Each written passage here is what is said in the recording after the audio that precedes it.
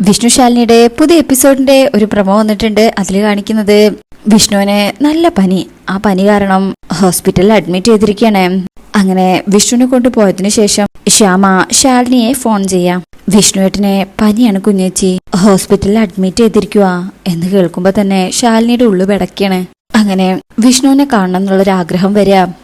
സത്യയെ സ്കൂളിൽ വിട്ടിട്ട് പോകാൻ തീരുമാനിക്കും. സ്കൂളിലെത്തുമ്പോഴായിരിക്കും പപ്പിമോളെ കാണുന്നതും അവിടെ നടന്ന ആ വിശേഷങ്ങൾ അറിയുന്നത്. അതായത് സത്യാമ്മ വല്യച്ഛന് വേറെ വിവാഹം ആലോചിക്കുക. പക്ഷേ വല്യച്ഛനാണെങ്കിൽ ചേച്ചിയമ്മയെ ഇഷ്ടം, ഒത്തിരി ഇഷ്ടമാ എന്നൊക്കെ ഇങ്ങനെ പറയുന്ന നിൽക്കുമ്പോ ശാലിനിക്ക് സങ്കടം വർദ്ധിക്കുകയാണ്. അങ്ങനെ മക്കളെ സ്കൂളിലാക്കിയതിനു ശേഷം ശാലിനി നേരെ ഹോസ്പിറ്റലിലേക്കാണ് പോകുന്നത്. വിഷ്ണുവിനെ അവിടെ അഡ്മിറ്റ് ചെയ്തിരിക്കുകയാണ്. ആള് കണ്ണും തുറന്നിട്ടില്ല. സത്യഭാമയാണെങ്കിൽ എന്തൊക്കെ പറഞ്ഞാലും മോനല്ലേ, മോന് പനി വന്നപ്പോൾ ആ ഒരു ടെൻഷനും പേടിയും ആൾക്കുണ്ട്.